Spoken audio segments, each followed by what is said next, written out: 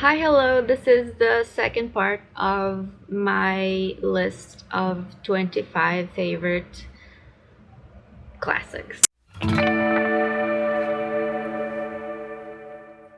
And we're gonna go through number 14 to number 11. And I hope you really enjoy it. And let's get started.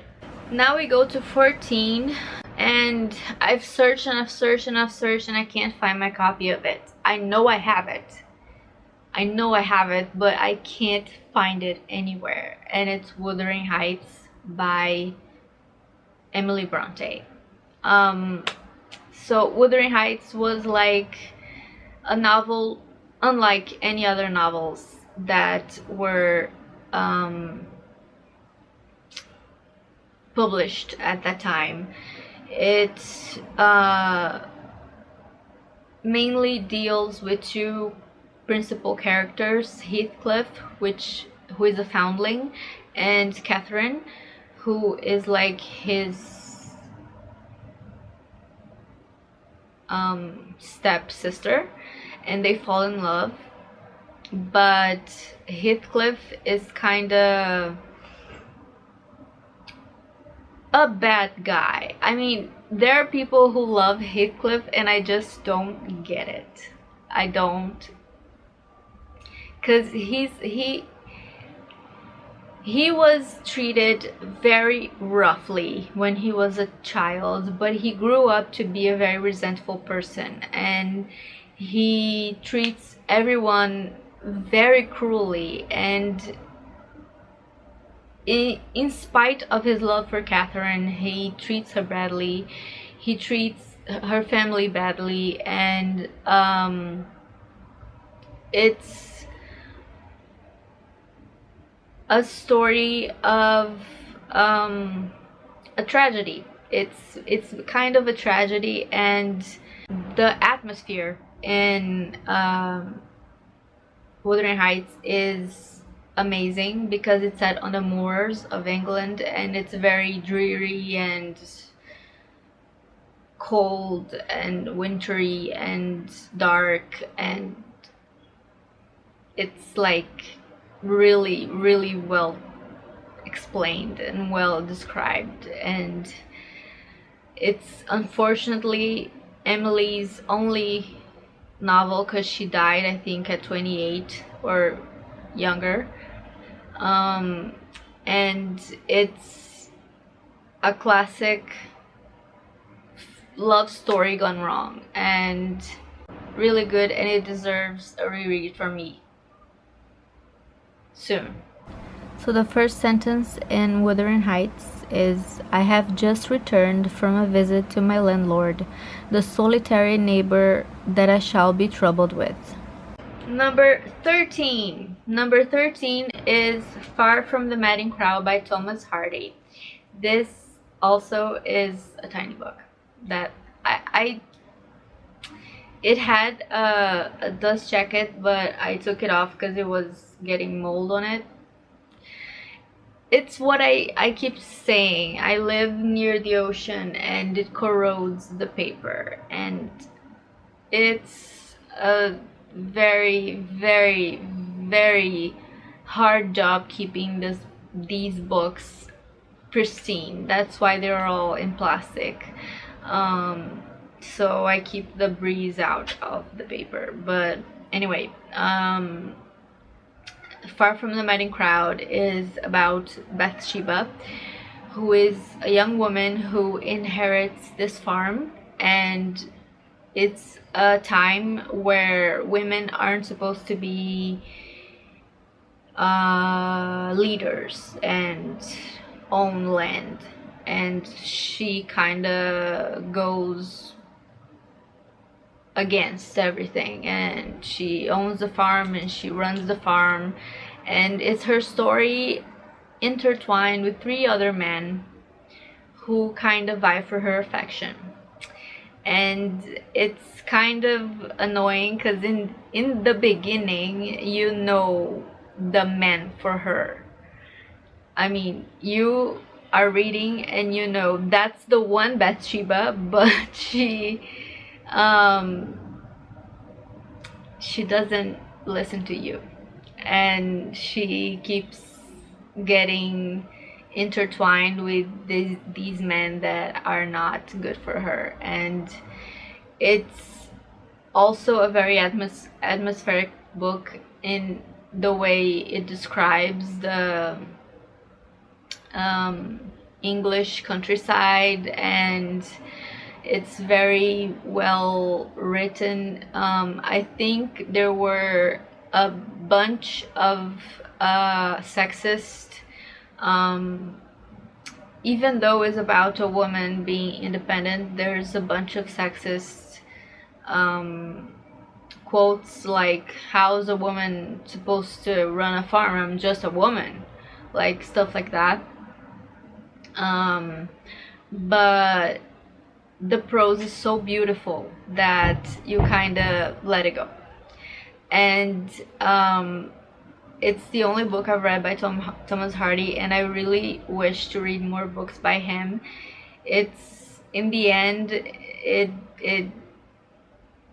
pierces your heart, and Bathsheba, it's not a tragedy in the end. And I loved it. I loved reading it. It had so many beautiful quotes, and yeah. This is my copy of Far from the Madding Crowd by Thomas Hardy.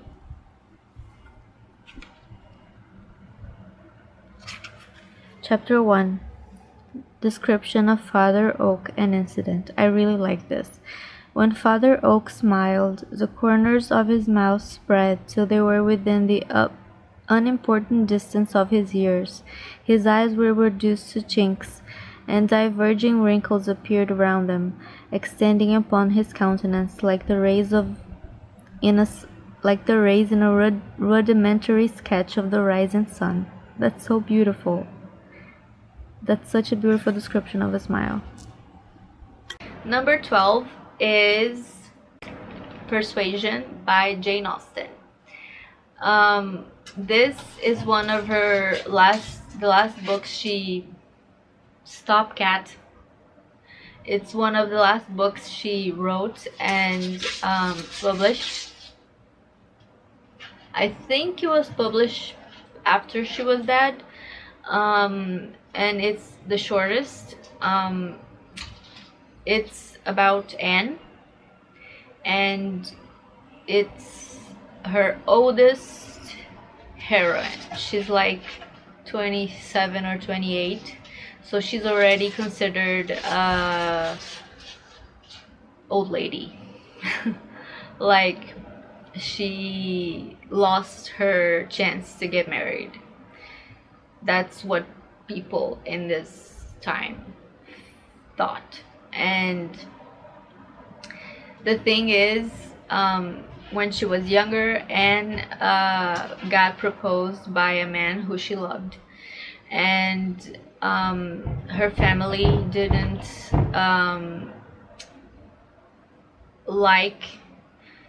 think his status was quite elevated enough for their daughter, so she said no, and she regretted it all the years to come.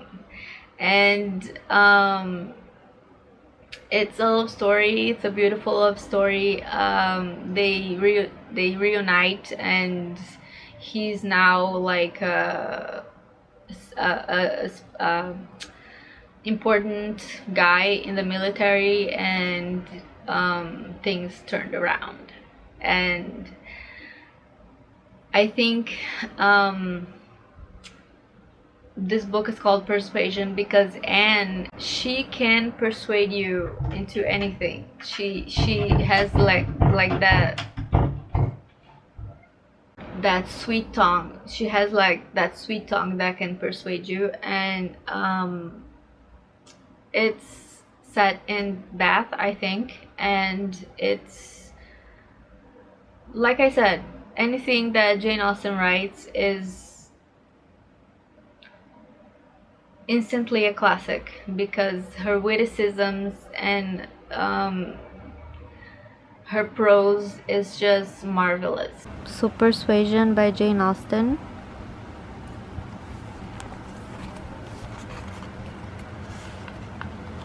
Chapter 1. Oh, I think this one is long. Sir Walter Elliot of Kenilworth Hall in Somersetshire was a man who, for his own amusement, never took up any book but the baronetage. There he found occupation for an idle hour, and consolation in a distressed one, there his faculties were roused into admiration and respect by contemplating the limited remnant of the earliest parents.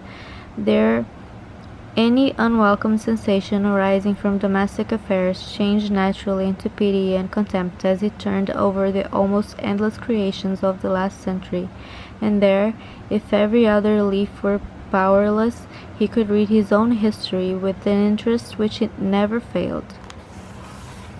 So he's very proud of his lineage. So now we go to number 11, The Unabridged Journals of Sylvia Plath. Okay, so this is not a book, this is not a novel or a play. It is a compilation of her journals. And let me tell you guys, this blew my little mind.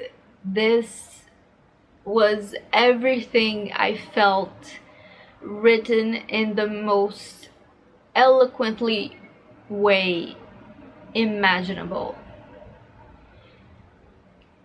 Sylvia Plath writes so beautifully, and you wouldn't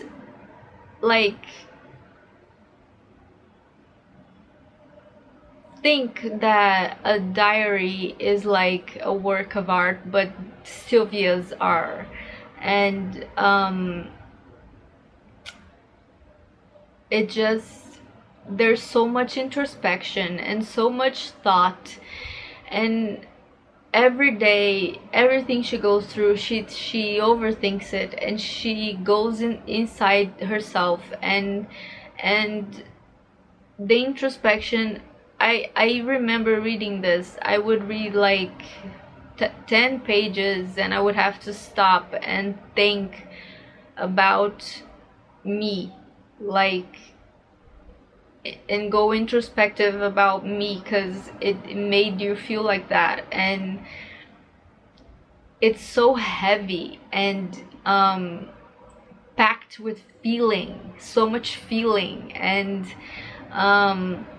it goes through her struggles with depression and anxiety, and her failed attempted suicides, and the sad thing is that the journals, which comprise like the last months before her death, were burned by her husband, which,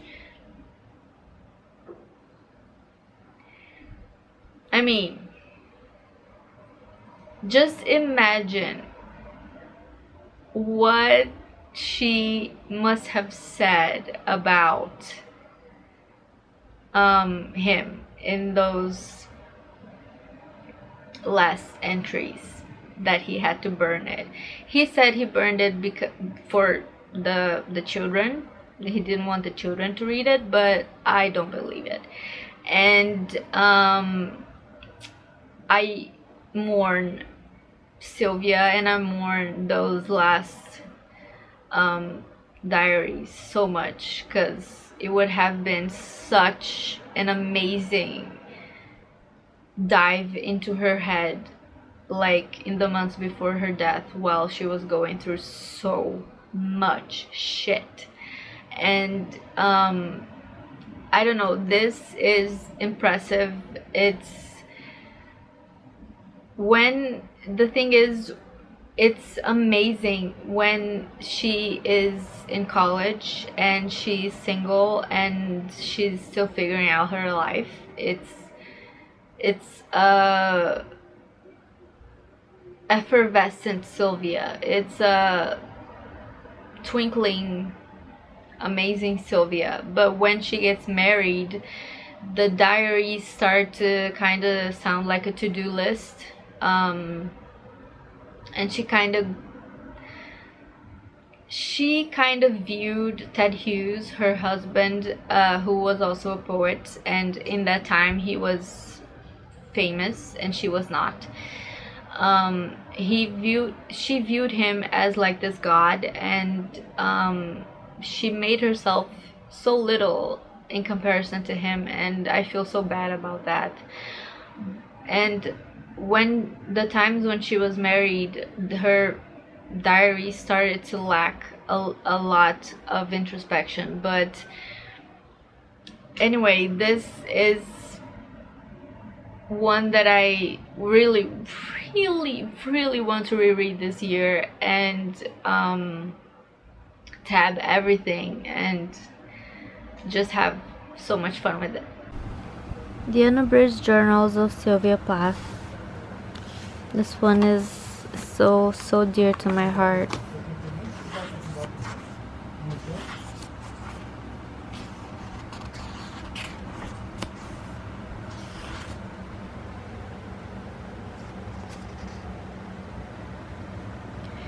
July 1950. I may never be happy, but tonight I am content. That's so Sylvia Plath. Yep. Thank you so much for watching this video. I hope you enjoyed it, and I'll see you in part 3, where I will be telling you my top 10 favorite books. See you soon.